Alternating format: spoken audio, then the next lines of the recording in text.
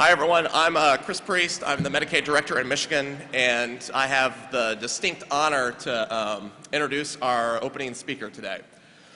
Brian Neale is the CMS Deputy Administrator and Director for the Centers for Medicaid and CHIP Services. In his role, he oversees the federal-state partnership to administer Medicaid, CHIP, and the Basic Health Plan, and works closely with us as Medicaid Directors to accomplish our programmatic goals.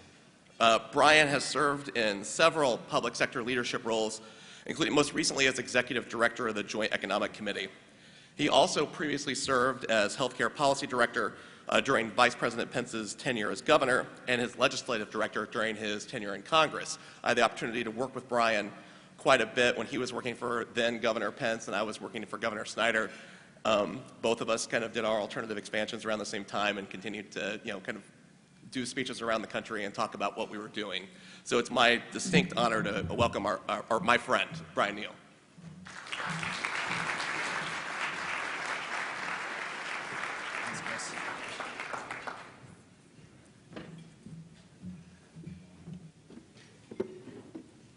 Well, hello and good morning. Good, glad to see everyone's awake.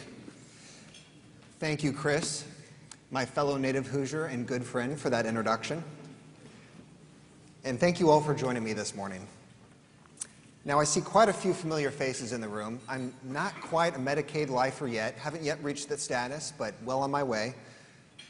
For many of you, though, this will in fact be our first time together. When my role was first made public earlier this year, I'm sure some of you may have asked the question, who is Brian Neale? And I bet the first thing you did, as we all do in times like this, is to go to our good friend Google for some clarification. Unfortunately, after your search results came back, you may have found yourself even more flummoxed. So just to clear things up, I am Brian Neale, the Medicaid and CHIP Director at CMS. This is also Brian Neale, the accomplished singer, songwriter, and most importantly, Jimmy Buffett cover specialist. If you came here today expecting to hear my rendition of Cheeseburger in Paradise, if that's what you came here for, I've got some really, really disappointing news for you. But what I can do is share some perspectives with you on the Medicaid and CHIP programs, maybe as we'll call it a solid consolation prize. It truly has been a whirlwind year for both programs. We've experienced the ebbs and the flows of various legislative proposals. We've responded to several, too many really, natural disasters. We've managed with uncertainty around CHIP's reauthorization, still managing, I might add, all as we set in motion a bold, new administrative agenda. Central to all of our efforts at CMS is the concept of continuous improvement, a goal I know is shared across all of your respective state programs.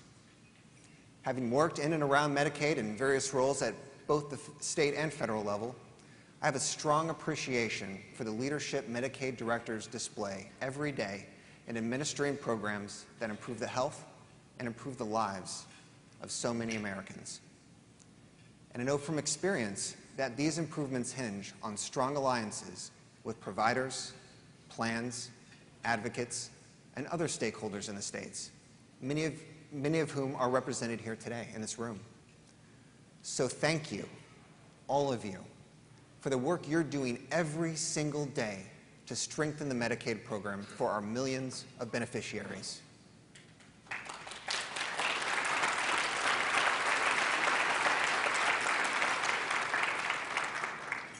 The spirit of continuous improvement is also one of the critical underpinnings of the partnership we share with state Medicaid programs. Now, we often hear the term partnership tossed around to describe the relationship between the state and the federal government on Medicaid matters. And that's accurate in a very simple, passive sense of the word, but it's also insufficient in capturing a true picture of the relationship we share with states. A meaningful Medicaid partnership is an active partnership, and it transcends the mere statutory construct creating it. It requires a respect for the terms of the agreement, of course, but also a respect for each other's roles, priorities, and capacity. It requires being honest with each other and a commitment to resolving differences when they arise, and in a way that's fair. But above all, it requires responsiveness, especially as advancements in healthcare occur and dynamics in each state change.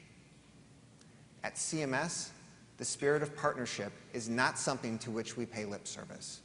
It guides everything we do. You heard this sentiment reflected yesterday by Administrator Verma as she laid out her vision for Medicaid. And I'd like to spend my remaining time with you today discussing how we are putting that vision into action. We had a fantastic state-only session on Monday.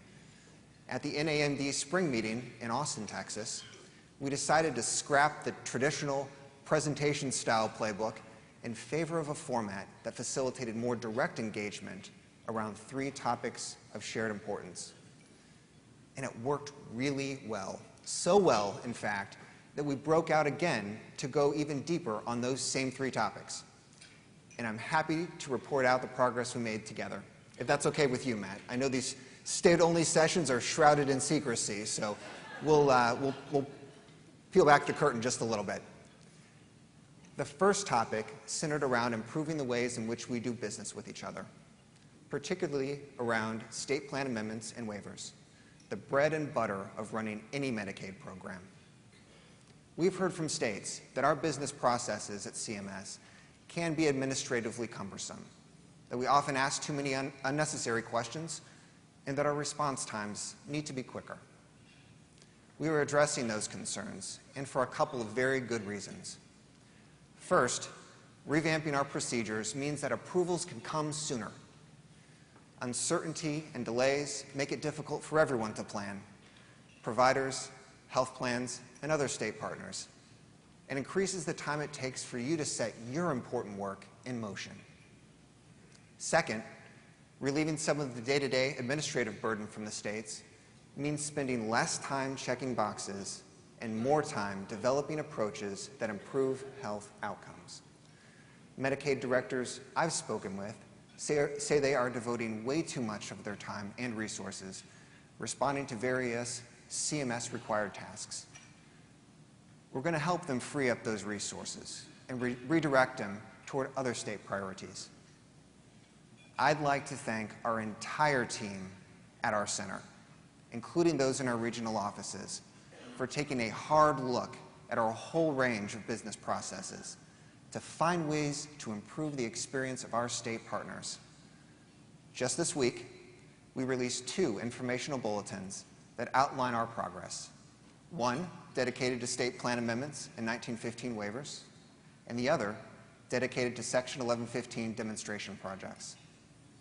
For example, on the SPA side, we've created simpler, more user-friendly templates for states to use, which will streamline the approval process all around.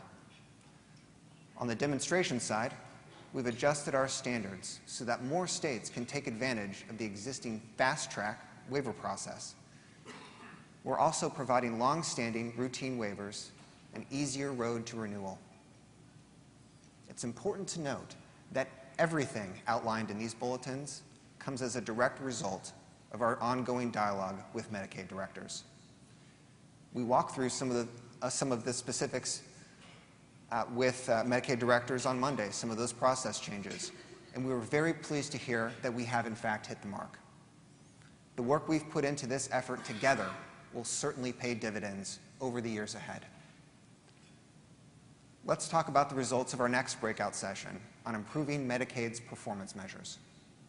You heard Administrator Verma lay out her vision for a Medicaid program focused less on process and more on performance. Success in this endeavor will largely depend on Medicaid becoming more data-driven. To put it bluntly, and you all know this, the availability of Medicaid data is just not where it needs to be, especially for a program of such size and importance. Frankly, it's a little embarrassing that we have to rely on other groups to tell our own story. This is why Administrator Verma has made it a top priority for us to develop and publish a new Medicaid and CHIP scorecard early next year. The scorecard, as she mentioned, will be a public-facing, web-based portal that tracks health outcomes as well as administrative performance at both the state and the federal level. The goal here is to increase transparency and accountability, allowing us to look under the hood to better understand what's driving Medicaid's successes, as well as those areas needing improvement. This is a bold undertaking, and one that will require us to work together as partners to build it out in a way that is comprehensive and useful. Fully recognizing that this will be a work in progress, we'll be focusing initially on measures that we're already collecting and reporting. States have asked for this, and it makes sense to take that approach. We'll also be working across CMS to ensure that the data we collect aligns with what providers submit in other program areas, like Medicare. On Monday, we had the opportunity to review together a large inventory of potential measures, and we were able to obtain some very, very valuable feedback from the states. And as a result, we laid some very important groundwork for our future discussions and work toward building out and refining the scorecard. Now, eventually, we'll have the opportunity to infuse data collected through our new enhanced CMCS system into the scorecard. I am pleased that we now have 48 states submitting data through CMCS on a real-time basis, representing about 95% of the total Medicaid population. However, reaching go-live status is only the starting point. There's a lot of work ahead of us to ensure that data in CMCS is both complete and accurate. Only then can we leverage it reliably for the analytic tools we're creating right now for key areas such as substance use disorder and maternal and infant health. I applaud the work that states have done so far to move the ball forward on CMCS. And you know that Administrator Verma has also prioritized our work within CMS, allocating resources to help support this joint effort. Everything we're doing at CMS to improve Medicaid and CHIP data is with the goal of raising all boats to better serve our beneficiaries. We're excited about the future of a data-driven Medicaid program, and we're confident that the investments we're making right now will pay off continuously as our knowledge expands and states advance their care delivery systems accordingly. Our third breakout session focused on the managed care rule, a favorite topic among Medicaid directors. Unfortunately, the reason why it's been such a favorite topic is because our current regulations have created a fair amount of heartburn for our state partners, among others. These concerns, of course, vary by state, by topic, and by degree, but one thing is clear. We need to make some adjustments. To that end, we're engaging at the conceptual phase of rulemaking to hone in on and address the practical concerns we've heard from state Medicaid directors. Look, we all understand the need for a basic working regulatory structure around Medicaid managed care, though we also agree that the structure needs to be both fair and practical. The primary thrust of our ongoing review is lessening state administrative burden. Since day one of our review, thank you for the clap, Tom Betleck, I did see that. Since day one of our review, we've been hearing examples of activities required by the managed care rule that states suggested could be simplified, streamlined, or otherwise improved. Now, we'll be keeping our sleeves rolled up, working diligently with states that are helping us identify what to include in a notice of proposed rulemaking, which should hit the streets next year. We've also taken several steps to address state concerns outside the formal rulemaking process. There are a couple I'll mention briefly. Last week, we issued an informational bulletin that will hopefully clarify how states can structure payment arrangements to not run afoul of the rule. We believe that many payment arrangements can reach compliance with just a few modifications here and there. And to help facilitate, Our new bulletin includes a few practical examples of approvable directed payments for states to consider. Rate review is another common source of angst, though I'm happy to report that because of the hard work of CMS staff, our process is getting much, much better. And I have the data to back me up. So far this year, over 84% of rate submissions have been approved within 90 days.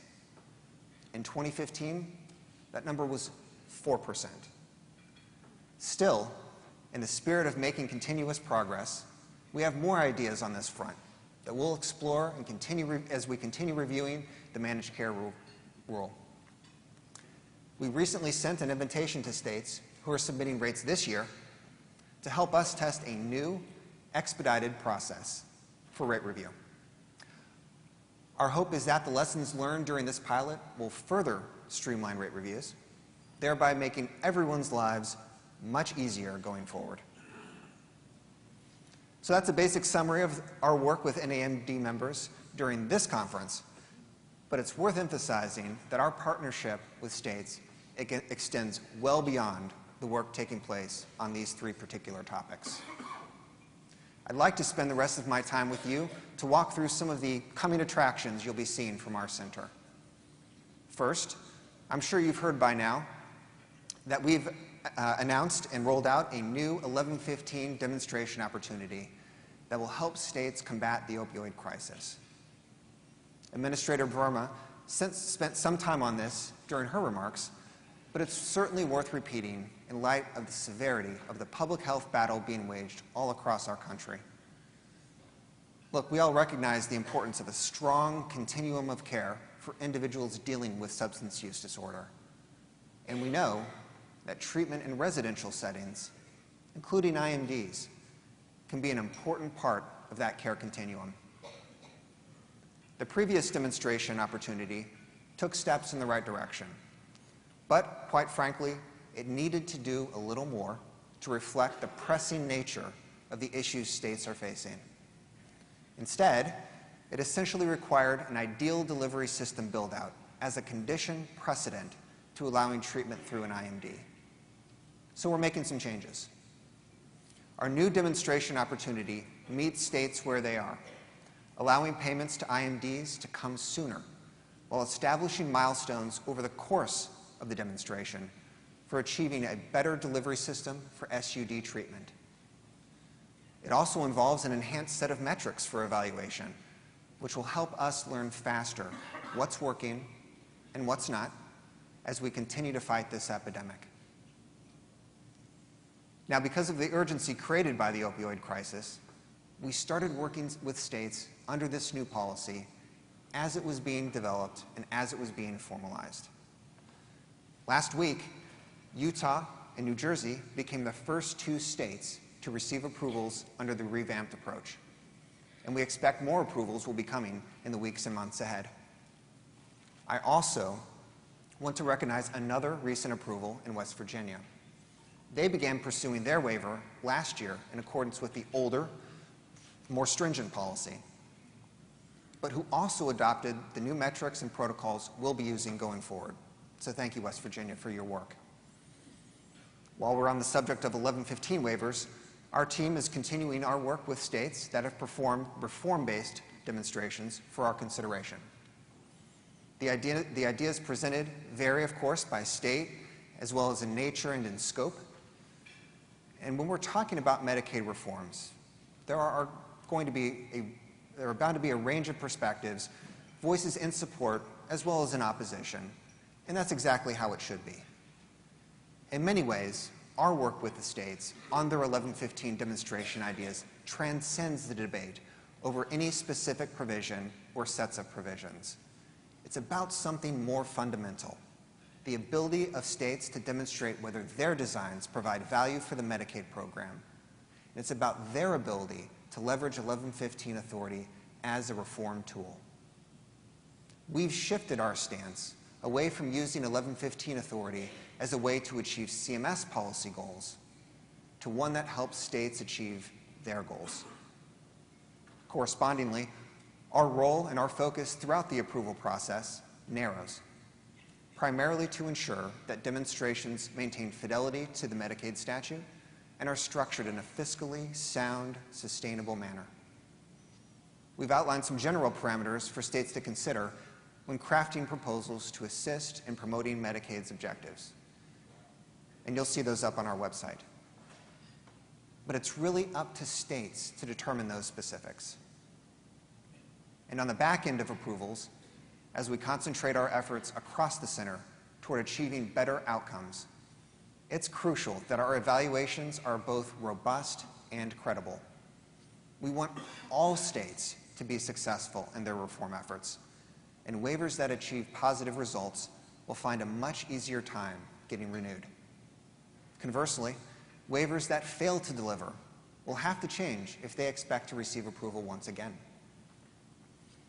We've made a lot of progress with states on all of their proposals this year, and I strongly suspect that you'll be seeing more results of our work in the very, very near future. As we move closer to a new year, our team is also looking ahead towards several big picture topics to tackle, including delivery system reform, value-based purchasing, and drug pricing. We've been thinking about some approaches on our end, but in order for us to make any meaningful progress whatsoever in these areas, we'll have to be arm in arm with our state partners. The work groups we've established with NAMD and its member states have been extremely valuable for everyone involved, and I'm really hoping we can continue this platform to encompass more and more topics going forward. All of us have a shared goal to make Medicaid and CHIP the very best programs they can be. So again, thank you, all of you, for the work you do each and every day to make that happen.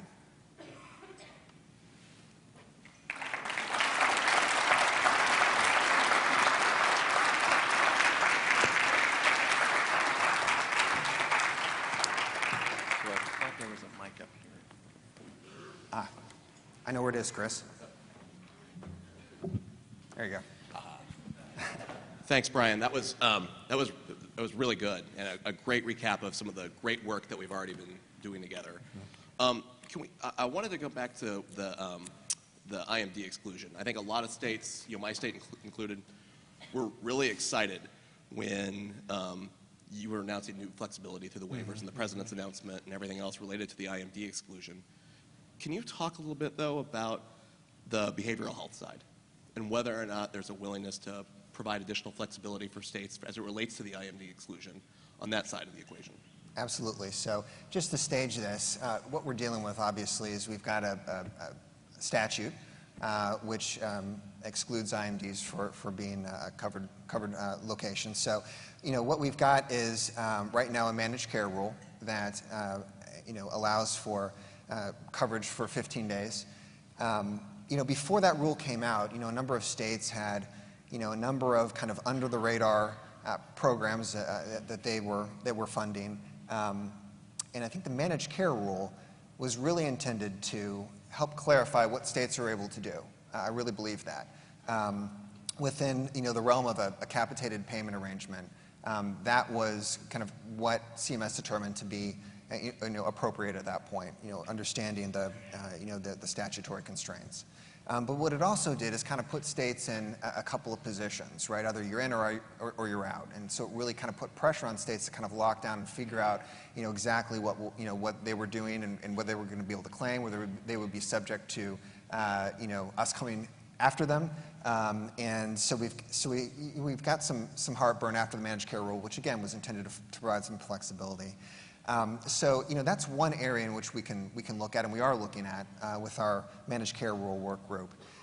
The other area is, you may know this, but Congress in the Cures Act actually directed us at CMS to put forth a state Medicaid director on this topic. They specifically mentioned 1115 and asked us to kind of take a look at that, right? Now, obviously, this is an issue that Congress, will ultimately need to address.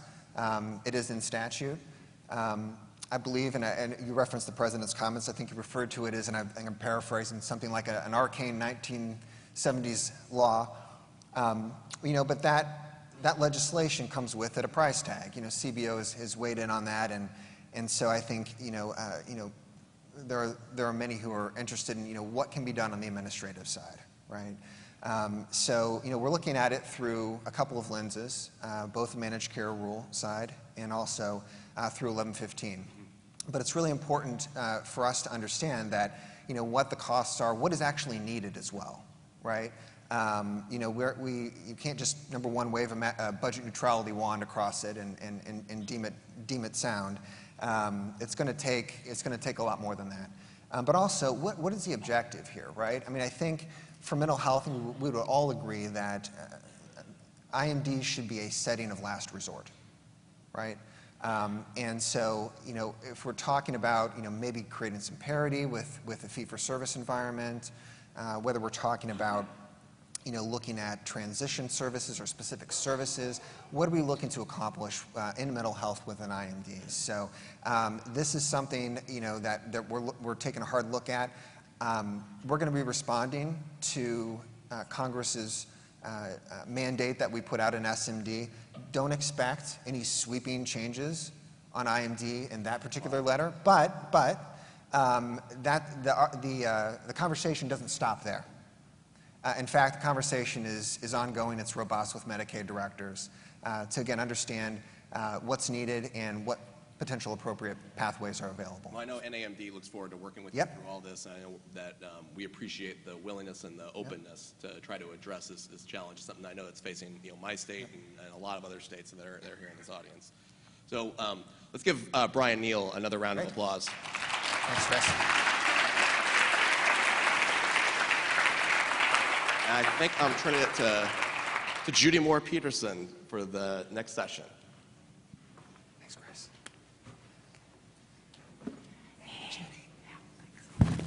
Okay. Oh, you're good? Okay.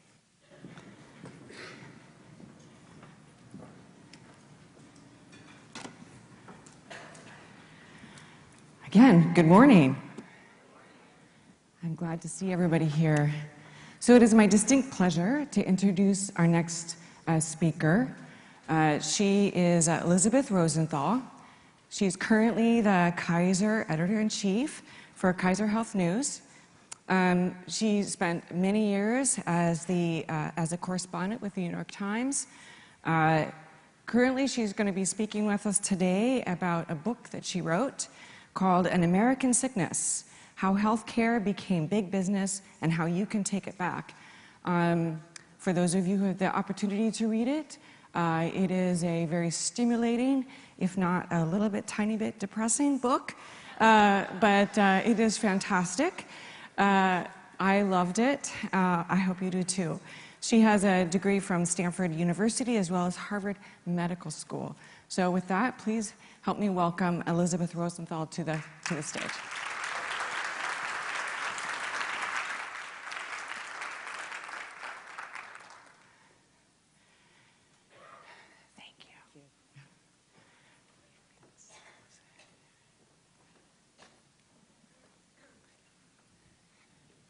Whoops.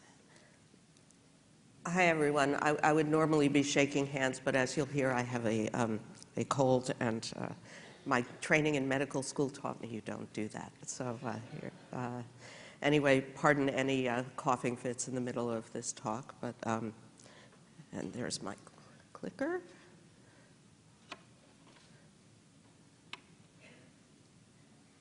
I hope this is it. We'll see. Oh, there's one. Okay. So anyway, thank you all for wanting to hear about this book. It's not always directly relevant to what you do in Medicaid, but I think it's relevant to everything that's happening and has happened in American medicine for the last 25 years. So I'd like to start off by telling you a little bit how I came to write this book, which is my first and probably my last, because I discovered that writing a book is really, really hard work, especially about something that's kind of depressing, but you feel a passion inside that you have to say it. So my history, as you heard, I went to medical school, I trained in internal medicine, and then was practicing in an emergency room in New York City at what is now New York Cornell Weill Presbyterian with consolidation. You know, you know how it goes, which is another thing we're going to talk about. And I was writing a lot on the side on a freelance basis. And then there was something called the Clinton health reform that came along. And I was working in an emergency room. So people like me who, you know, at the time had pretty good insurance were okay in the medical system in the early 90s. I mean, my premiums were paid by my employer. The copays and deductible were pretty minimal. But the people I was seeing in the emergency room were already not okay. They were having a hard trouble accessing the care they needed. And it wasn't just, you know, it was a system. Many of their problems were not medical problems per se, they were system problems. So I had done a lot of freelance work for the Times at that point, and when the Clinton health reform was percolating along, they said, well, do you want to come here and write about health policy? And I said, sure, yeah, sure. My assumption was that that health reform effort would go somewhere, would pass, and I would go back to being a doctor. And of course, it didn't, and I didn't, and here we are today, you know, 25 years later, talking about many of the same issues, but I like to say the same issues on steroids. Things have only gotten worse, I think, and they have gotten worse significantly in terms of trying to make things change for people who are well insured, who do have good employer-provided insurance, because in a world of high copays, high deductibles, high prices for everything, we're very much all in this together in a way that I think we weren't in the 90s, perhaps. So anyway, I took a break from being a doctor, which turned out to be a permanent break, and took an assignment overseas. First, I was in Beijing for 6 years, covering everything and anything. Then I developed a kind of interest, and this is the great thing about being a journalist. I took another little diversion into the world of international environment coverage. And during that stay, I had an experience with a lot of different health systems overseas, some of them in Europe, and that really informed my writing of this book. Now I'm going to sound really accident-prone, but I'm a runner, and I guess I fall sometimes. So I broke a wrist in Stockholm, and the New York Times again said, well, we're going to find you a really good orthopedist. So I went to this orthopedist in Stockholm who examined my wrist, x-rayed it, casted it, and with huge apologies sent me next door to pay $400. You know, oh, we shouldn't have to do this. Next, a number of years later, I slashed open my eyebrow and needed stitches, and it was a Sunday, and I was in Rome. And I didn't really know Rome very well, so I thought, well, where should I go? And I you know, asked friends, and they said, well, go to Gemelli Hospital. It's the Pope's hospital. And I thought, okay, I'll do that. You know, good enough for the Pope. Where they sutured my brow, 10 stitches, and again, huge apologies for charging me about 110 euros.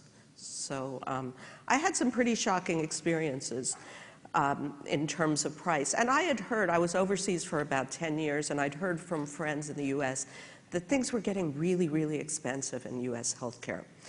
And so I kind of knew it in an abstract way, but in 2007 when I came back, I was really shocked with all the prices I was hearing. I mean, my kids, I remember when I was in training, there was this new antibiotic called Augmentin, which was really great, and it was, you know, considered expensive then, meaning then $30. But when I came back and tried to fill a prescription for one of my kids, it was over $100. Likewise, my little asthma albuterol inhaler, which I'd remembered being $10 before I went overseas, I got back. It was off patent. It was the same inhaler, except now it had a cute little dial telling me how many sprays I had left. And it, again, was close to $100, and it just didn't make any sense to me.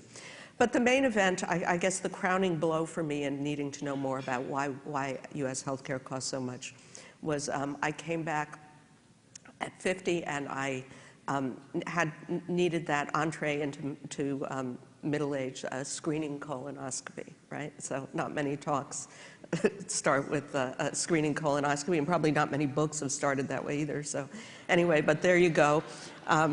Much to the alarm of the New York Times. Well, I'll tell you about that later. So anyway, I asked the New York Times benefits people, well, how can I get this in network? And they said, oh, here's a list of hospitals that run screening clinics.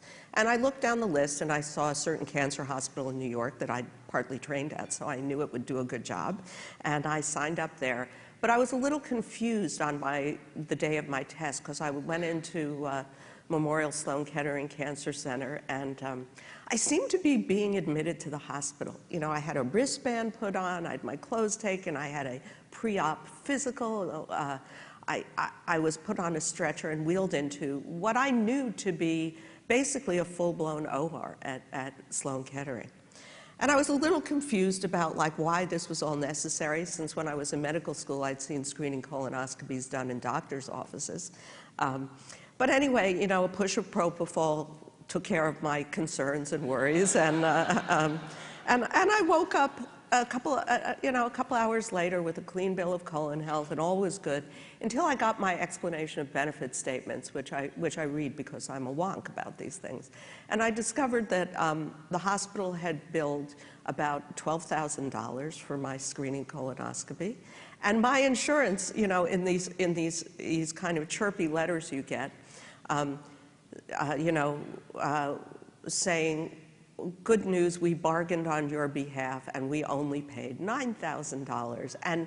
And of course, the important line for most patients, but not me at that point, was what you owe now was zero, right? So most patients would have thought, oh, wow, I really dodged a bullet. To me, it was an outrage, because I know that in a country where we're paying $12,000 or $9,000 for colonoscopy, we can't cover our citizens well. We can't pay for the things that everyone needs. And that kind of set me off on this crusade that culminated in this book.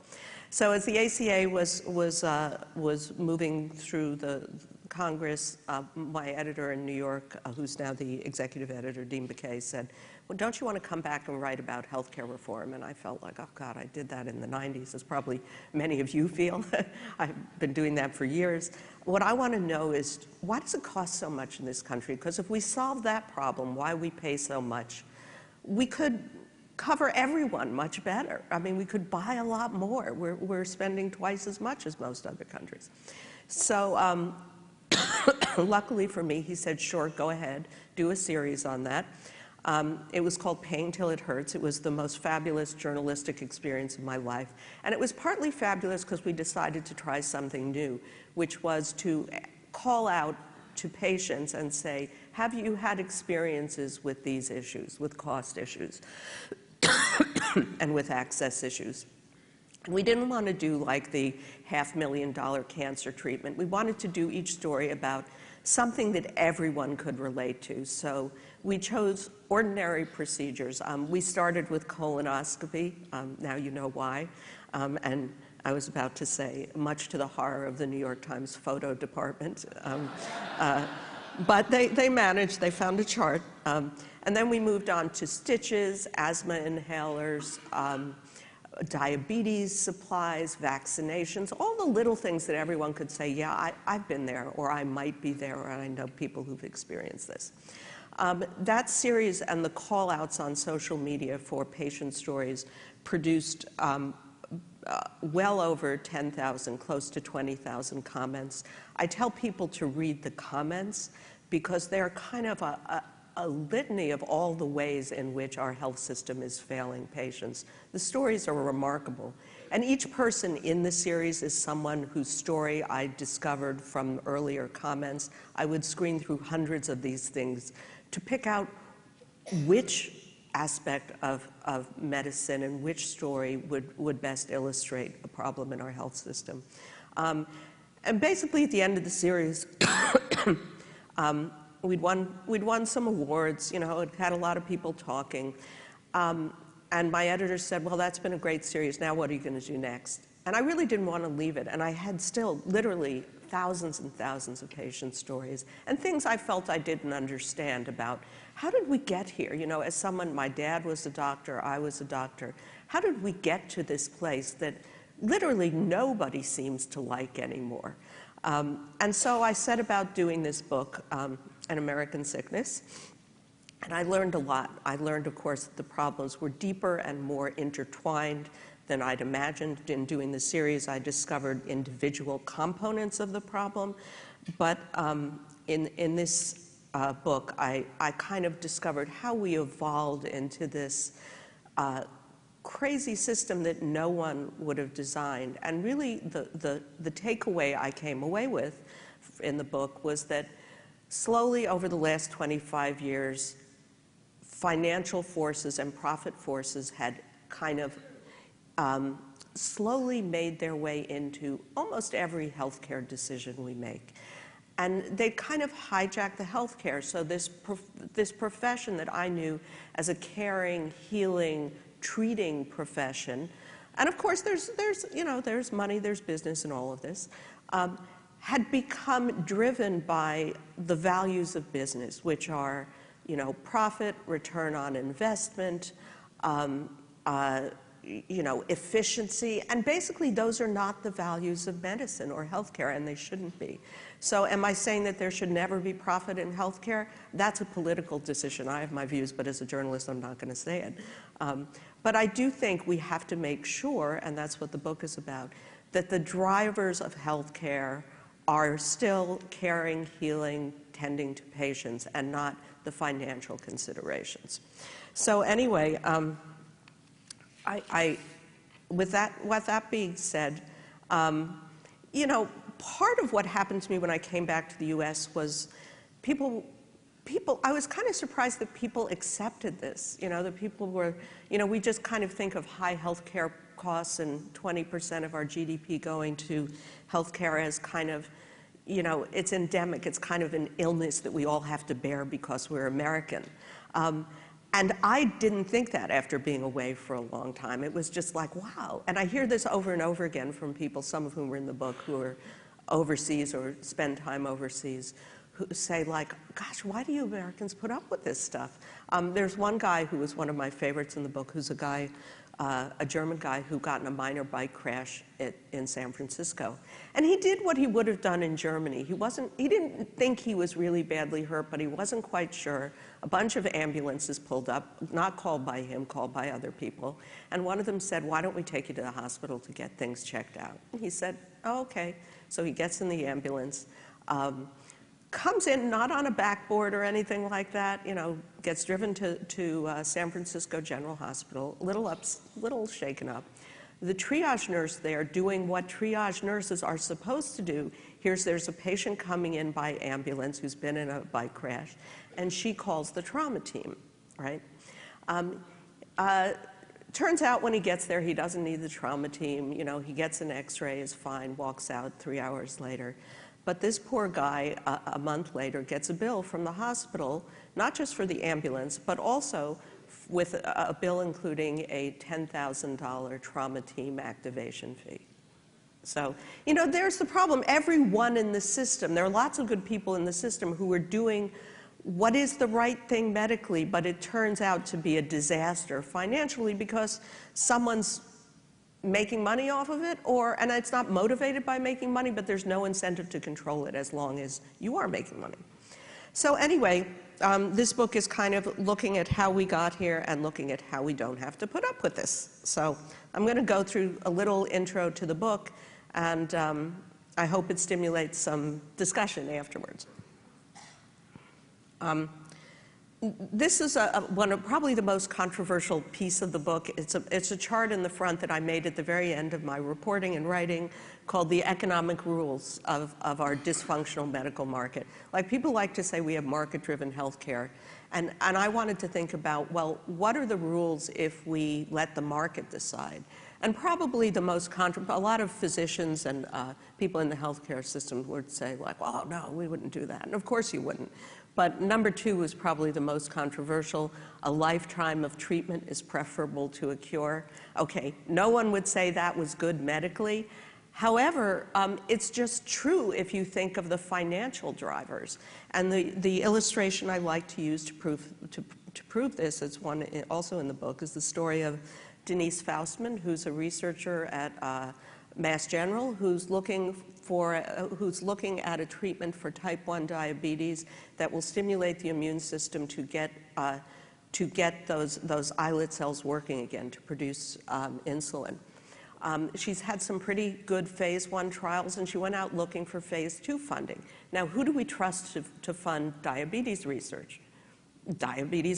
People who manufacture stuff to treat diabetes. So she went to all of those people, and they said, not quite in these words, gee, that's great, that's really interesting, but if your idea works, you've ruined a $20 billion industry. So why would we pursue this?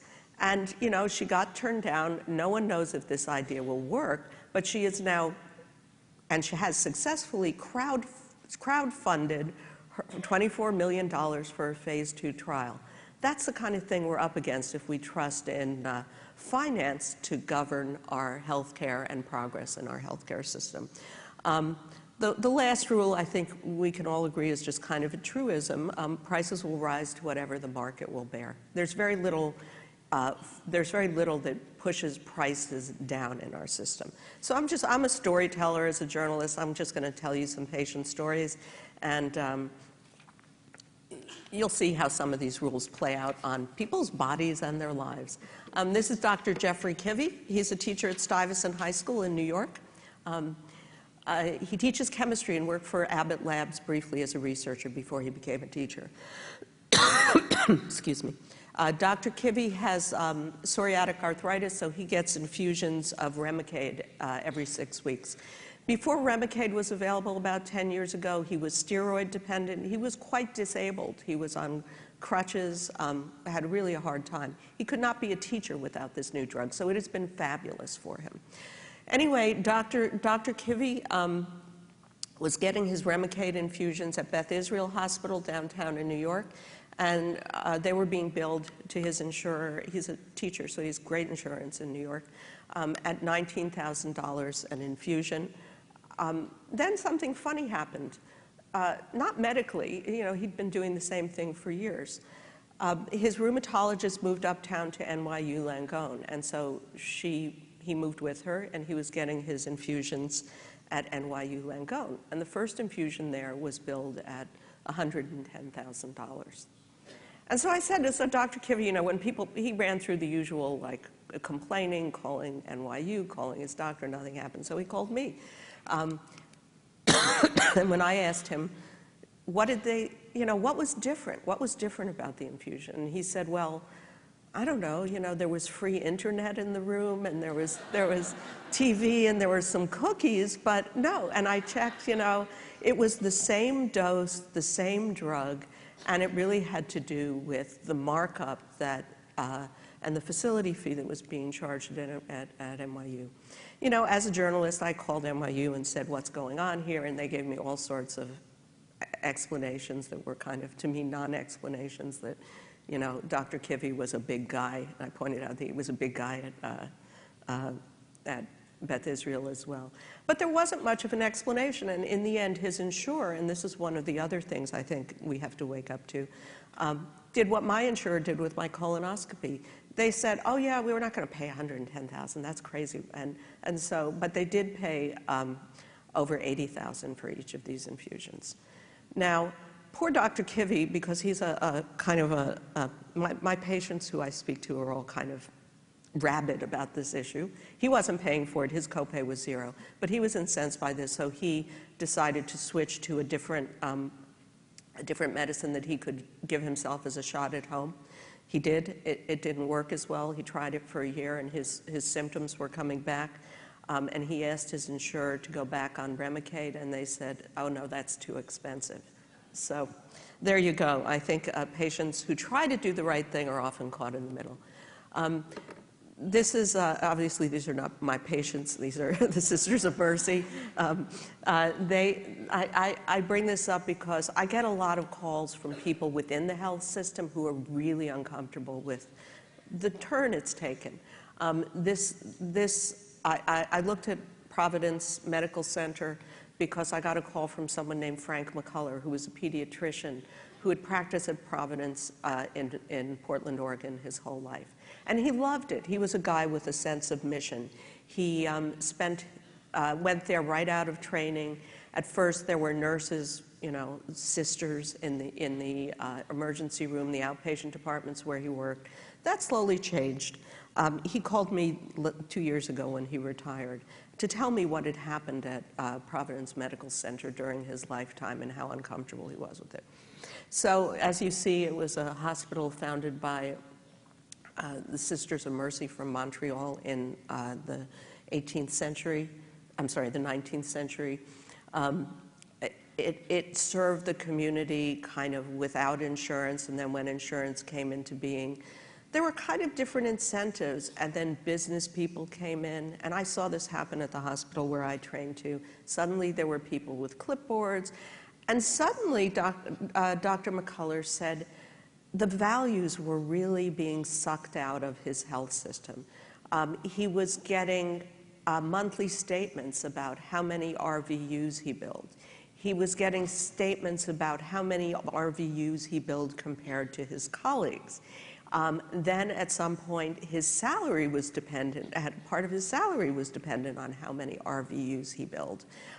They got courses telling them how to bill for more RVUs, or what things they could bill more for, whether listening to someone's lungs would help you up your billing from stage 3 to stage 4. Then they got sent to charm school to improve their Press-Ganey scores. But the thing that bothered him most, I think, was that the feel of Providence, the physical building, he said, slowly transformed from a kind of functional but, not very fancy building to what he called the Providence Myriad.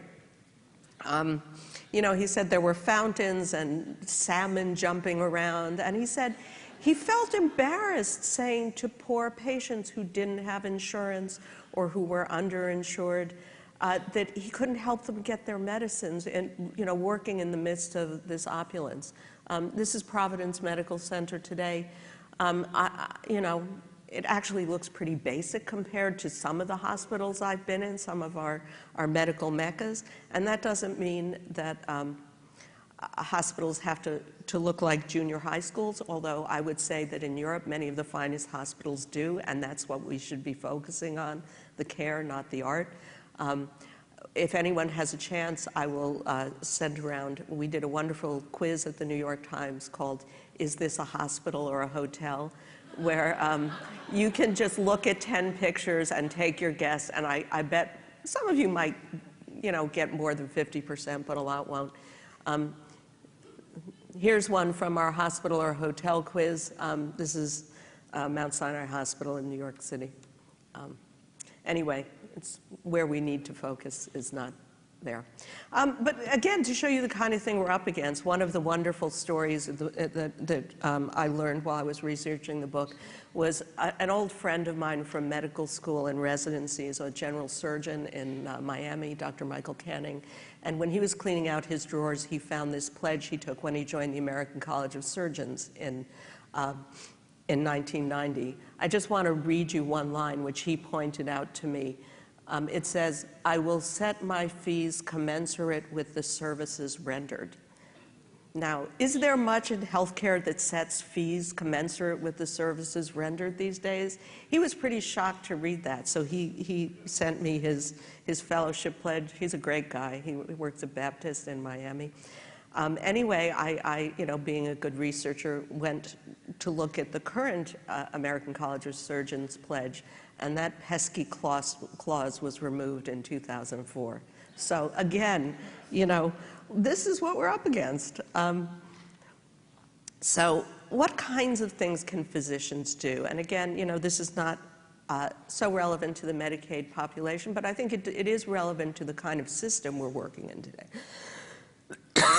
One of the patients in the book is a woman named Barbara Bennion, who's in her mid-80s, and she needed cataract surgery. She lives in Connecticut. She went into the surgeon, the ophthalmologist, and he said, great, you need your cataracts done, we can do that. She's Medicare age, obviously, on Medicare. Medicare pays, I think, somewhere between $1,000 and $1,500 for cataracts right now because, you know, we like to try and make payment commensurate with the services rendered, and cataract surgery has come down in payment levels because it's actually much simpler than it was and much quicker than it was 25 years ago.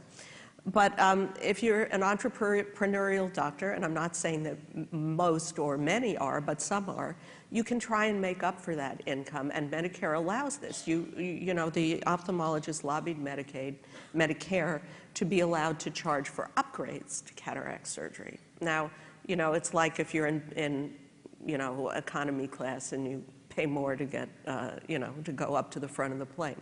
So what were the upgrades that Barbara Bennion was offered? One was something called a toric lens, which I'm told is actually pretty useful for some patients. It's a lens that supplants the old cloudy lens, but also corrects for astigmatism. And that one was going to be an extra $1,500 for her surgery per eye.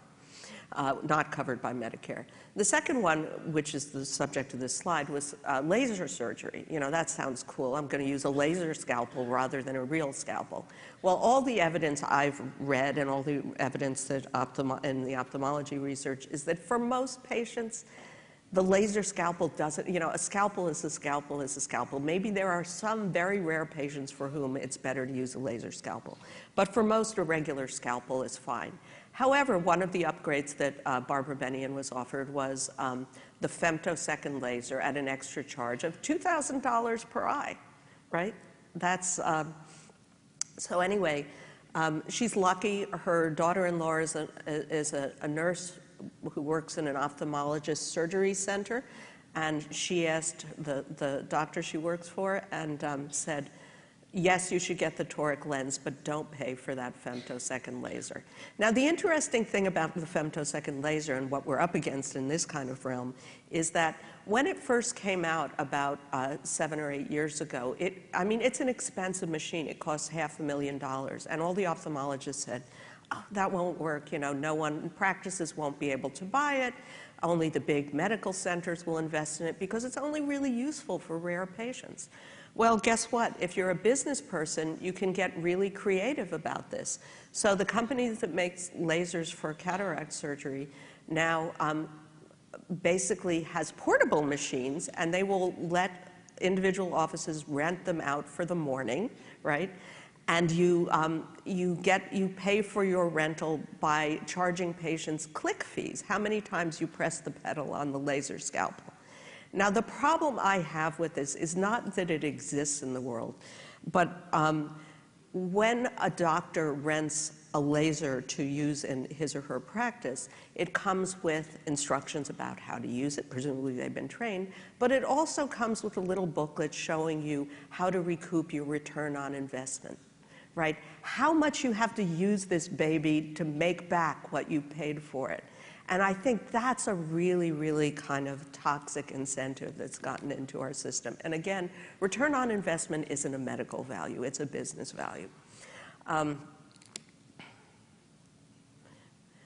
Has anyone ever been prescribed Duexis? Good, I'm always glad when they're not. I heard about Duexis from a guy who's works for the city of Dallas, who's an accountant for the city. He was prescribed Duexis and was pretty upset. You know, he had some muscle pain and some kind of sports injury. And I was prescribed this and was surprised at how much it cost when he got to the pharmacy. So he said, can you look into this? I'd never heard of Duexis, so I looked to see what's in it.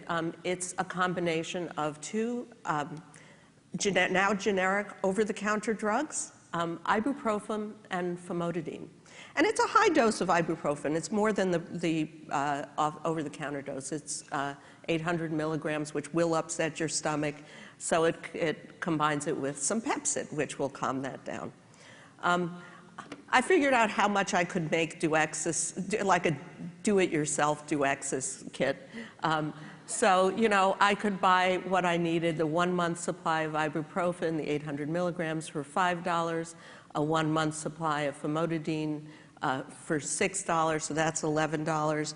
But put it together in our healthcare system, and you get a drug that, with a free coupon, can be billed at $23.19 a month.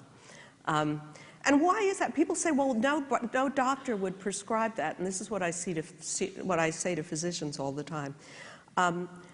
No doctor would prescribe it if they knew it was being billed at $2,319. But when the detail person comes in, or when you hear about the wonderful Duexis at a conference, the narrative is, you know, this much ibuprofen is going to upset people's stomachs. We're making it easy. We're combining it together. And here are some free samples. So give a few free samples and write the script. And the doctors never ask, how much are you charging for this? And I think that's something that has to change. Anyway, this is a successful drug. The company that makes it is doing very well selling Duexis. So someone's writing those scripts. I always like to talk a little bit about advertising. How many of you have seen these ads for non-24? Have anyone wondered what they are? This is what's great about being a journalist. You can see something like this and think, I'm going to spend a week finding out what that's about. So, you know, what is non-24 and who are these, you know, I am totally blind? I mean, it is a real disorder that affects a maximum of about 100,000 Americans who are totally blind, who have sleep-wake disorders because they don't get light cues. Because it affects a small number, and you may wonder if it affects a small number of people, why is it being advertised on late-night TV? But that's a question we'll get to in a second.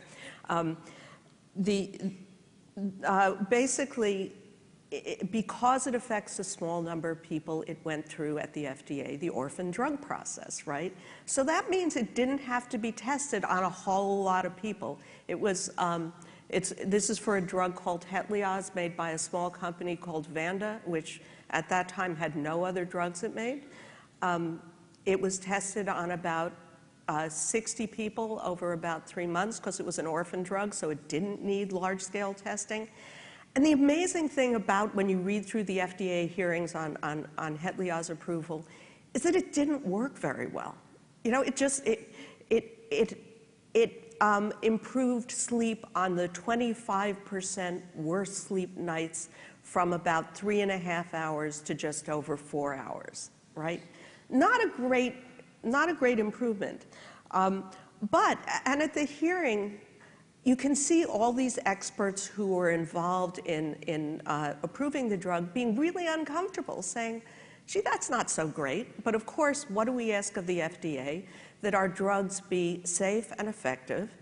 It was effective because half an hour more is effective, right? You're not saying it doesn't work, it just doesn't seem to work very well.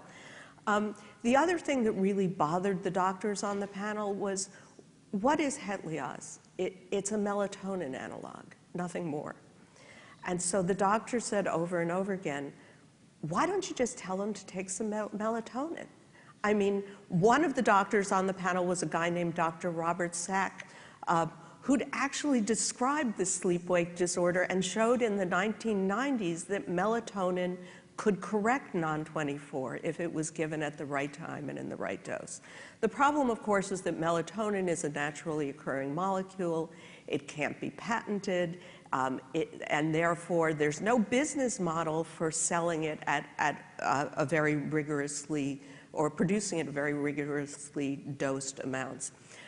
So hence, we get the drug Hetlioz.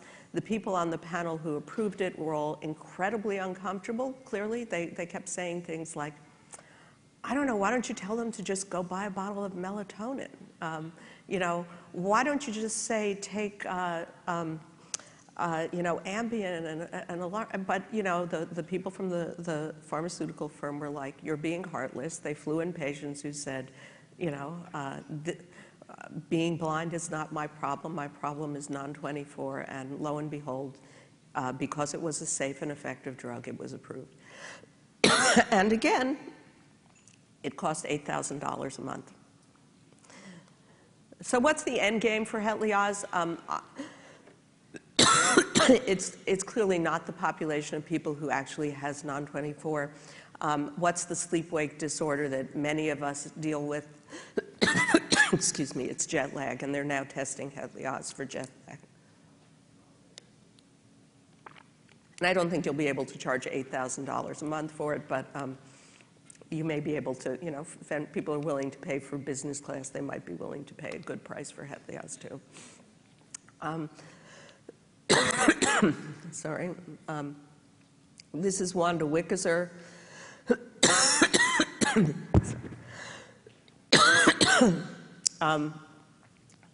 People like to say, oh, nobody pays those prices on hospital bills.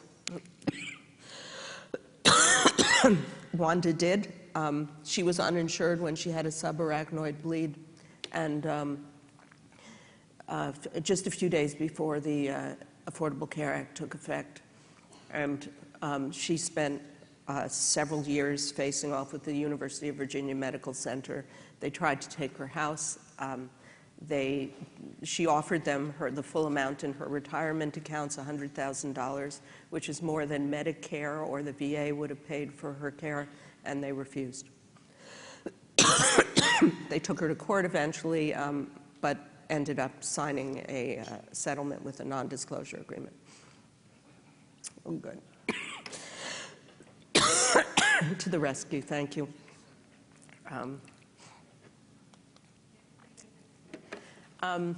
This is a story. This is when you dial 911 and Wall Street answers. This article is from the New York Times, but there's actually a chapter in it on the book. In the book, one of my patients who called me was a woman who got in a minor crash in Cincinnati. Ambulance turned up, and she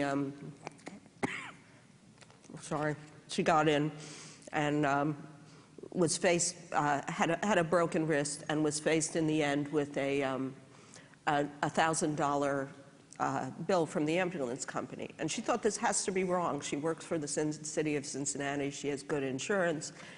It was a fire department ambulance, so it had to be covered, right? It just made sense. Well, it turns out, and one thing I didn't realize is that the fire departments generally put out fires for free, but they bill for ambulance rides. And many of them, because they couldn't agree with insurers about how much an ambulance ride was worth, are now out of network. So beware of ambulance rides. She was really upset about this. She called the ambulance company, / fire department, and they said, sorry, but you have to pay up. We don't have a contract with your insurer. She said, can I have a discount? They said, no, a bill is a bill is a bill. And I think this is something that we see in a lot of parts of medicine, that as people have outsourced, hospitals, ambulance companies, physician offices have outsourced billing to billing firms, a bill is a bill is a bill. You know, the billing firms don't care if it's for your subarachnoid bleed. They don't care what Medicare would have paid. They don't care that you're calling an ambulance, that you didn't even call the ambulance. To them, a bill is a bill is a bill. And that's what this patient discovered. Of course, one of the things in Ohio is you can arrange for a payment plan. So she said, she was really pissed. She said, fine, I'll arrange for a payment plan. She's now paying $5 a month for the rest of her life for this bill.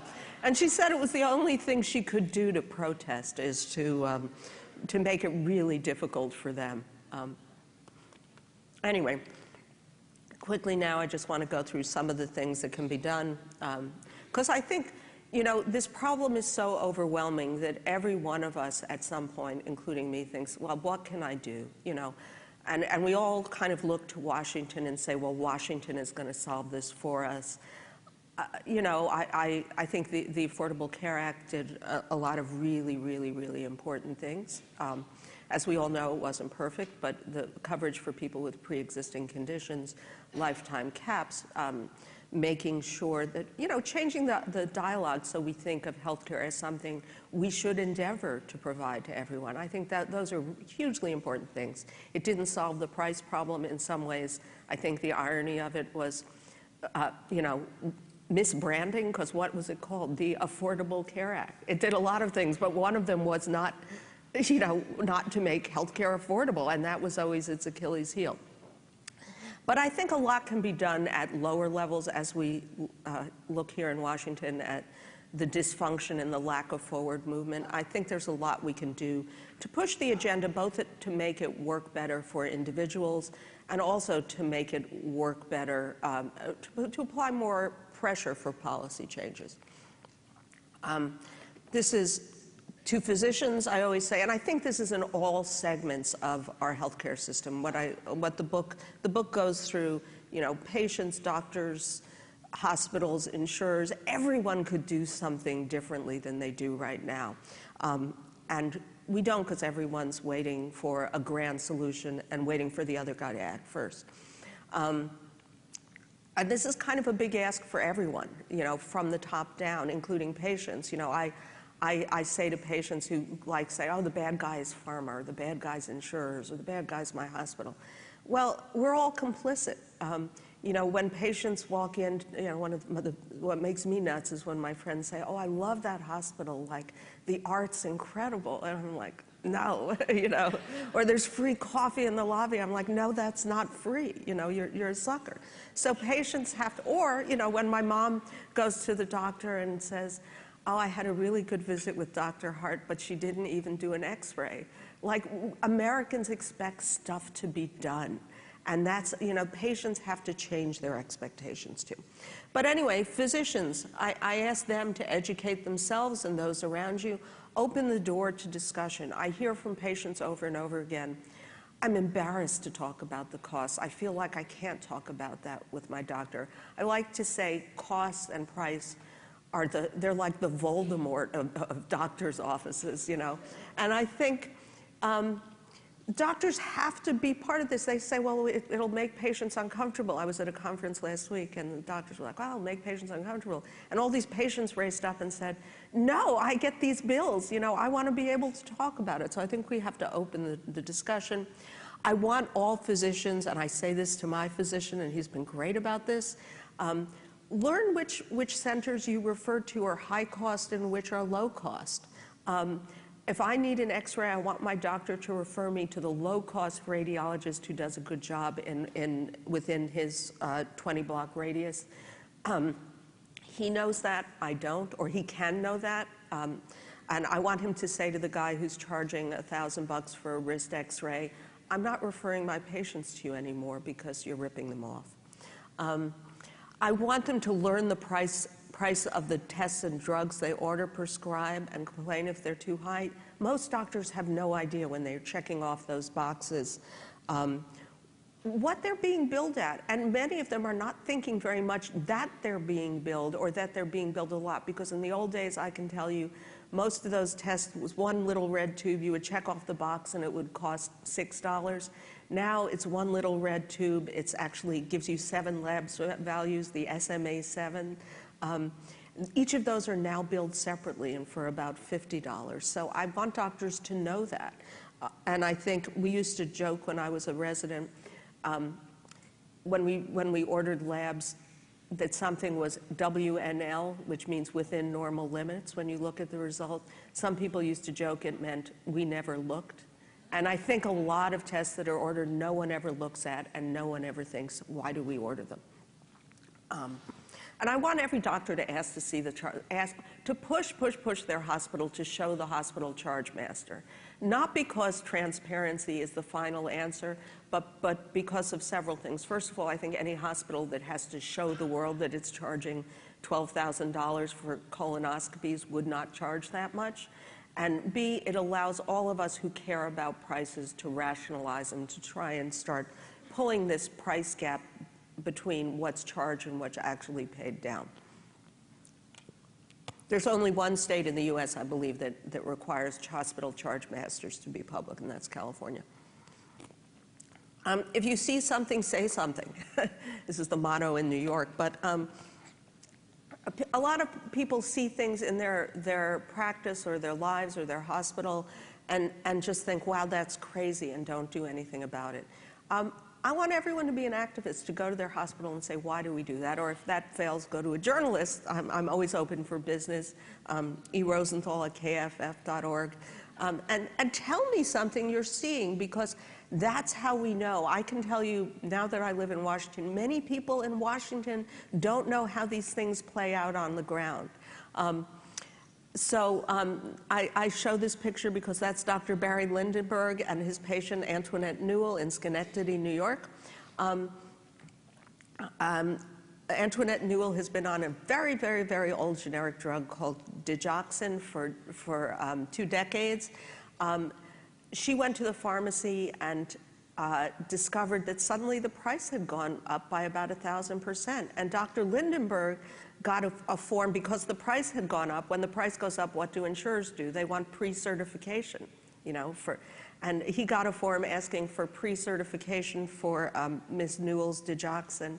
He faxed it back with the words, "You've got to be kidding me" on it, and called me. I looked into it. What we saw, and again, it defies all the rules of economic markets when we looked at this, is what had happened over time is that fewer and fewer companies made digoxin. We like to say that generics are cheap. I'm sure all of you in the Medicaid world have seen that some generics, like doxycycline, have gotten very expensive. There were two companies left making digoxin, and 2 companies really isn't enough to for meaningful competition in the drug world. So one of them, a company, I think it was Lanet that raised their price first, 1,000%. They got away with it, and the other said, oh, well, we could do that too. So now you have both medicines responding with this phenomena that economists call sticky pricing, which you see in the US in MS drugs and a lot of antibiotics and things like digoxin, where they're basically, as long as everyone is making good money, competition doesn't work because it's in no one's interest to start a price war.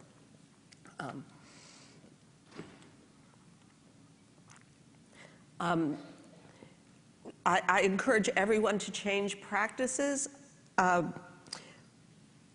We know, and I've seen a lot of data now when writing the book. I tell people, don't send your blood test to hospital labs. Send them to Quest or LabCorp. A vitamin D test in New York State costs $16.72 at LabCorp. It costs $772 at Albany Medical Center in the hospital lab. I had a patient who was unfortunate enough to have her blood sent to Albany Medical Center. And P.S., the secondary question is why she even needed a vitamin D test. She'd had one 6 months before, probably one of those boxes that a doctor just checked for a pre-op physical, not thinking very much. I tell everyone to avoid those why don't we just tests. I've been working in an emergency room. How many times did I say, why don't we just get an x-ray? Why don't we just draw this line? In a world of high-priced care, why don't we think, why are we getting these tests? How many, we all know the data on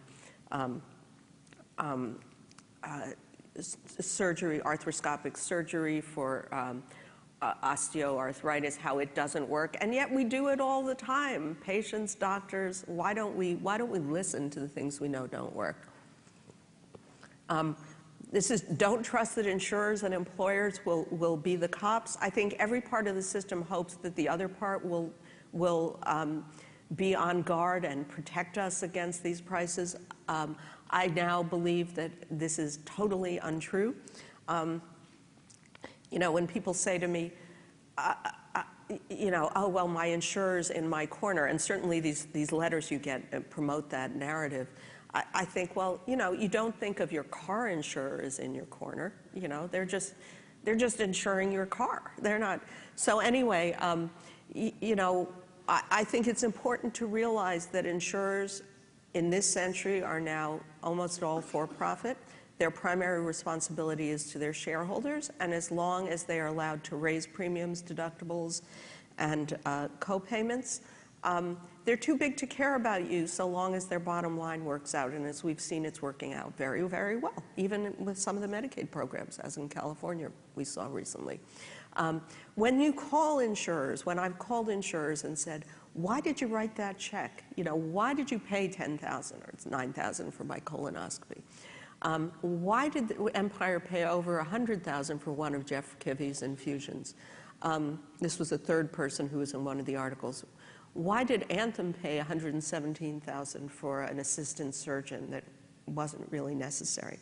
And the answer is, you get over and over again, is essentially, we're too big to care about you. Which is not, I would say, irresponsible, it's just the fact.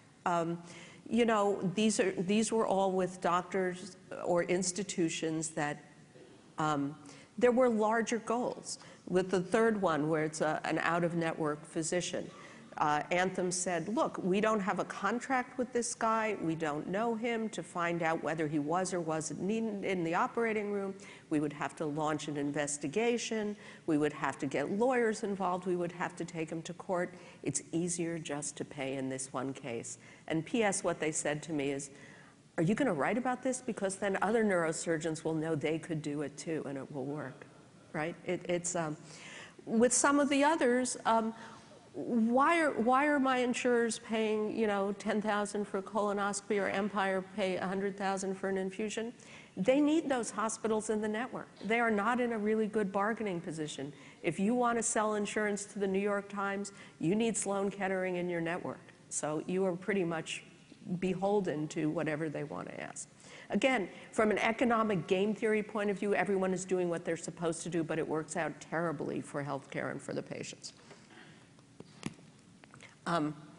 I tell people, make healthcare part of your politics, hold your hospital accountable, fight those bills. In the book, there are a bunch of templates for protest letters so people know what to say instead of just writing the check. This is a little campaign we made up for New York. We never did anything with it. It's just an example. I would like to see insurance commissioners be far more active in ensuring that the provider directories are accurate. It is an endemic problem in almost all states. I have a cold in DC. I have a really hard time finding out who's in my network here because the directory is so inaccurate. I don't know why that's a problem. I think insurance commissioners should mandate that directories be accurate up to the day, if not the week. You know, when I buy an airline ticket online, when it shows that it's available, I don't like this in-network but not taking new patients. That means not in-network for me. And I would like to see a move to say to the industry from insurance commissioners where they have the power to do it, that when people buy insurance, they buy insurance for a year. But the networks can shift during that year. I can't tell you how many patients I've heard from who started breast cancer treatment and then midway through their treatment, the hospital and the doctor dropped out of the network. That's not okay. I think a contract should be a contract and it should be binding on both sides. Another thing I'm sure many of you are maybe have thought about, most of the hospitals in the U.S. are not-for-profit and pay very little, if anything, in the way of taxes. What do they give back to our communities? I think we should all be looking at those 990 forms and saying, is it enough? And we should want standards for what they give back to the community and make sure they're giving what the community needed. The Affordable the Affordable Care Act started to talk about that, but I have one here. But I don't think it went far enough. When people say to me, when hospitals say to me, well, you know, my local hospital says it's barely breaking even, and of course, in some cases that's true, I tell them, go walk into the lobby, see how much marble there is, and tell me if it looks like a struggling institution. I think we have to differentiate from those hospitals where they are really struggling to those who are investing badly and not serving their communities. And if they're not serving their communities, then let them pay taxes. You know, the narrative of, someone said to me, well, gee, you know, we don't think of Apple as a charity. You know, they give free computers to schools in a lot of states, but no one thinks that they're doing charitable work. So if you're not doing your community benefit and charity care, fine, pay taxes. Been very hard when mayors tried to go after hospitals for this, but there was one in New Jersey last year that succeeded. So I'm looking to see a bit more of that, and a bit more in the way of attempts to do so. You know, there are a whole bunch of policies which everyone in this room knows that could get us started down a better path. Reference pricing, CalPERS and Safeway in California, when they saw that there was a huge divergence of how much they were paying for hip and knee replacements, they set about finding what would be a reasonable price. They settled on something, I think it was about $40,000. And then they said to all the people in the union or their employees, you find a hospital that will do it for that or less, and we pay, but if you want to go somewhere that charges more, you're going to pay the difference. That worked really well for two reasons. It encouraged people to shop around, to ask hospitals how much they were charging and to push for prices. But the really more interesting thing it did, since these are both big purchasers of healthcare in California, is a lot of the hospitals that were charging $110,000 for a hip or knee replacement came to these two organizations and said, oh, we can do it for $40,000, sure, no problem. So it brought the price down in hospitals that were previously high-price providers. You know, bulk contracts for labs and radiology, longer-term insurance contracts.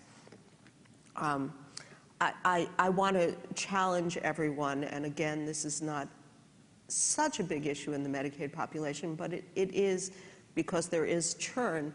The narrative we have in our country of, you know, every year everyone should be a consumer and go out and find something better, you know, shop for health care.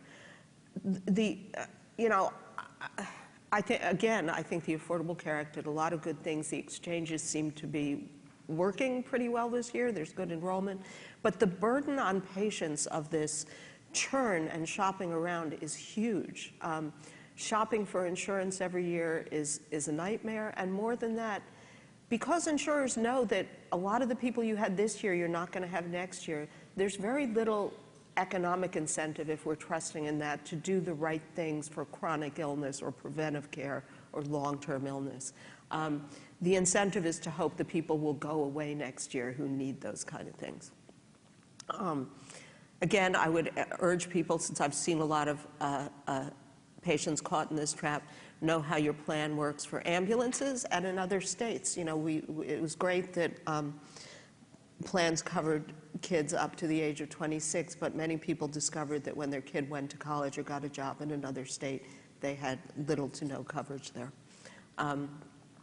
And my big ask, and this is a big ask of hospitals, but it's so doable, and we would insist upon it in any other industry, is we've all heard about surprise bills. You know, when you go to an in-network hospital, the most common, and you discover that the emergency physician is out of network, or the radiology department is out of network, or the anesthesiology department is out of network, or some of the anesthesiologists are. I think, you know, a bunch of states now have surprise billing laws. New York does, that's great. You're kind of protected.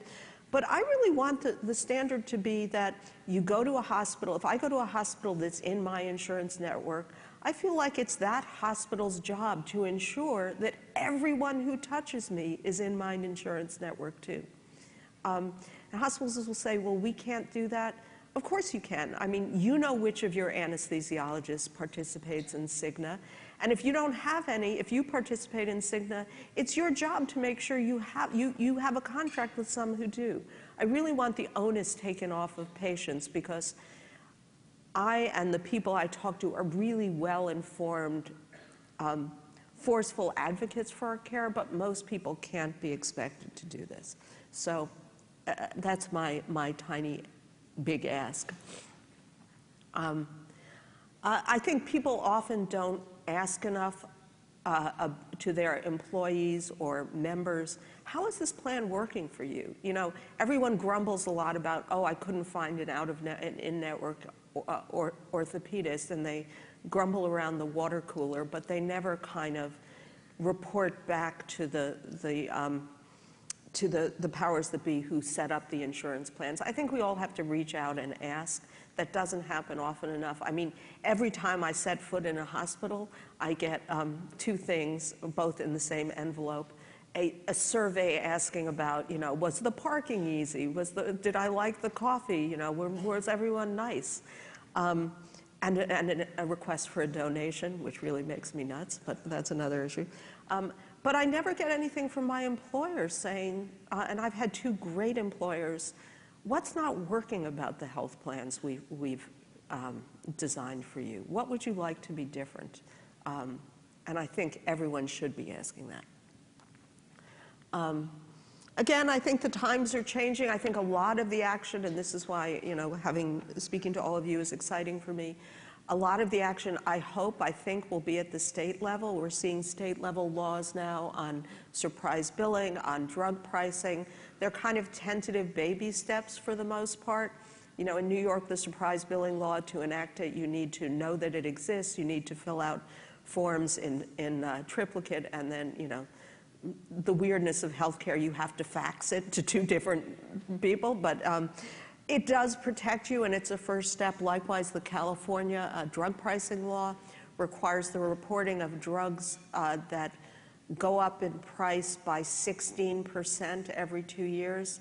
Again, I want to remind us all, you know, that is a great triumph that it got passed, but how unambitious we're being. If my medicines go up 16% in price every 2 years, I'm in trouble really, really quickly. So I think these kind of laws are a start, but we have to start reeling back in a system that kind of spun out of control pretty step by step. We have to reel it back in step by step too. So I hope, and my optimistic side, having moved to Washington just a year ago and watched what happened in Congress the last year, and how little we've moved, is that states will lead the way on health care, much as they did on issues like gay marriage, where it became a state-by-state issue that coalesced into a national whole. And this is my last slide, my last plea to everyone. I think we just need a whole lot more transparency in the system, and I'm not one of these people who say the transparency will solve all our woes, but I think at a first step, it forces a discussion which we can't have now about how much is anything worth, because we don't know how much anything is being charged for, and we don't know what we will pay on, as individuals. So I think whether we go to a more national system or stick with some kind of market-based care, perhaps with some price corridors or national pricing, we need some transparency about what's being charged now so we can all make better decisions. Thank you, and I'm sorry for my hacking away up here into the mic.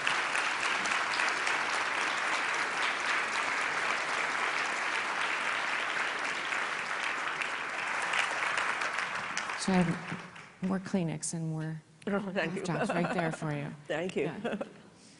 So thank you very much. So appreciative of your comments and spending time with us, even though you have clearly you have a cold.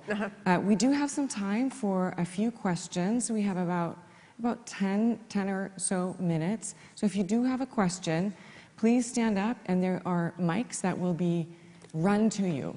So I'm having a hard time seeing if there are any. There's one over there. So while they're running over there, I did have at least a starter question. This is a Medicaid audience, et cetera. And so as you're thinking about some of the things that we can do, from your perspective, what do you think that we as Medicaid can do to help in this, pricing and profits within the healthcare system? Well, I think, I think experimenting with bundled care models is really helpful to show how they can work. I think, one of the things that interests me is we have been looking at it at Kaiser Health News, people who cycle in and out of Medicaid, and whether they're happier with Medicaid or crummy, high-deductible insurance. And I think, we're reaching a tipping point where Medicaid and Medicare can really show the rest of the country what they can do in the way of cost-effective care. But I feel sorry. I mean, I have gotten some calls from Medicaid directors when they realize how much they're paying for certain drugs. And I received a call from one in Pennsylvania who was shocked that doxycycline had become the #1 spend for Medicaid. I think we all have to push back where we can. And, her see something, say something was to call me, but there must be, and I don't know the ins and outs of Medicaid in the different states, but I think we really have to push for not so much rebates as transparency. We've tended to kind of see each segment of our health system as we got to protect our own, but I think we need a kind of national solution at this point. Thank you. So there's a question now here? All right. Hi. Earlier about putting pricing information in front of doctors at the clinical visit. And I think over the years there's been mixed research. Originally, it seemed intuitively to me, and some of the research supported that idea that doctors would change their habits if they had that information. And I think, like you said, that people think, well, that's just not what you're going to pay. And so indexing that information at the visit by benefits is a very difficult technology problem to solve. Do you have any thoughts about that, or can you see a way out of that? Yeah, I think, it needs to be kind of almost Pavlovian and immediate, and in the sense of when I talk at medical schools or to residents, they want those prices on the order sheets. They want the, if I'm a resident at Albany Medical Center, I want a vitamin D test, $727. They want to know that. And their frustration is often, and also physicians who practice in hospital-based systems, is that they often can't get that pricing. If they say, well, if I order an MRI here, what's it going to cost? Because they want to know, they know their patients are experiencing high deductibles, right? They know that this is coming out of their wallet. So they don't want to rip off their patients. But the information isn't immediate in this country ever. And it's always obscured by, oh, we'll have to check on it. It could be different for different people. I think that's, if we want to use transparency as a tool, we have to have a list, there's a rack rate. Let me know what it is. And if it's really high, I'll go to someone who has a lower rack rate, because that is a starting point for discussions. And I think one of the things that's encouraging to me is that younger physicians often really want to know this stuff. They don't have this kind of Voldemort attitude. And sadly, in this age of high deductibles and high co-payments, more and more doctors are having this kind of come to Jesus moment about prices, where there's a surgeon, conservative Republican surgeon in the book, who took out some,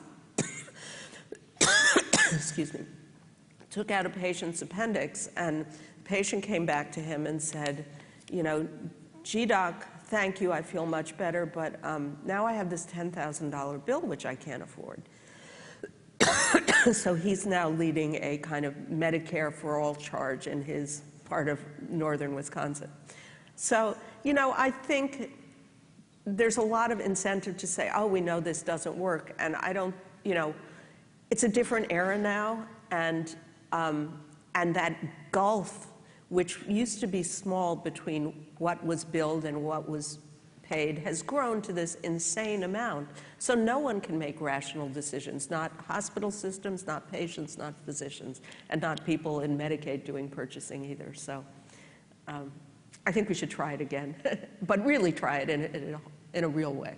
Thank you. Are there other questions? Right here in the front.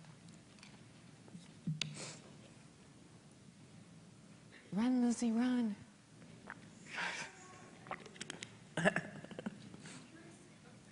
It'll come on.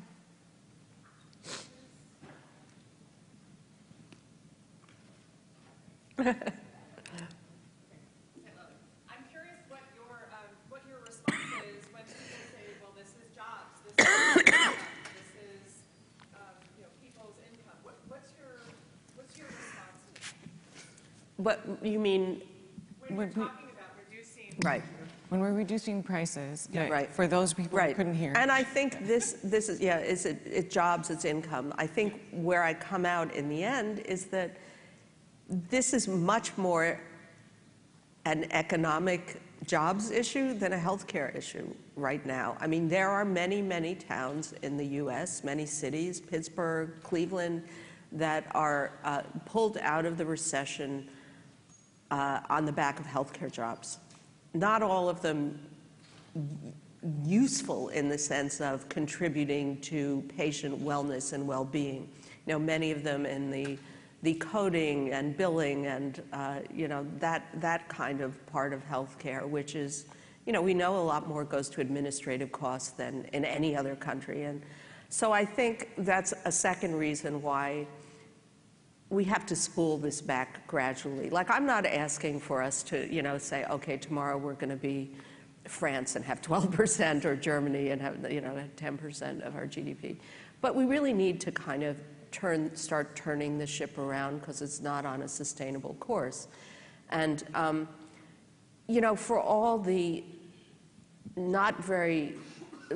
jobs in healthcare that contribute to the business of healthcare but not health, I think there are others that are not being done. We have an aging population. We don't take care of them very well. I think, could we redirect people who are doing administrative things to do more in the way of home visits, to, there are lots of interesting things we could do. Adopt a half-mile radius area that of underserved people, and make sure they're getting health care in terms of social work and helping with services.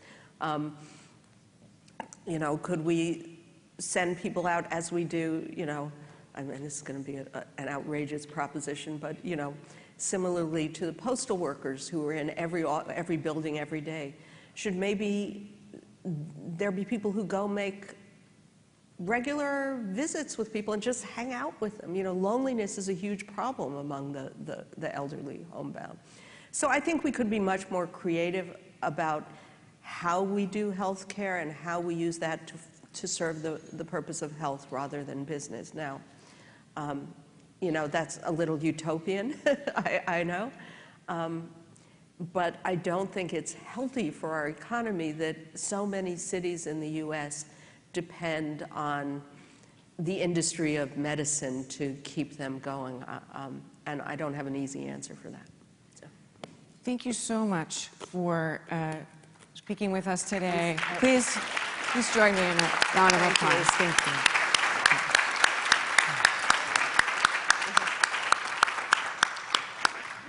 All right, everybody. Thank you. Thank you so much, Dr. Rosenthal. You came here and talked about the American sickness while having an American sickness.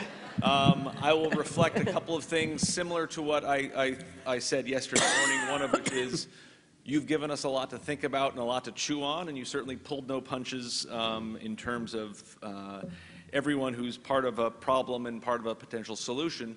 But I would also reflect that, similar to what Judy has said, is that a lot of the reform that really is necessary is happening at the Medicaid level. Yeah. And with our plans, with our providers, with our patients, and being led by state Medicaid. whether it's delivery system reform or the payment reform that's going to get us to where we need to go. We need to continue to move forward, we need to push aggressively, and to make sure that Medicare is doing that as well so that we can continue the momentum.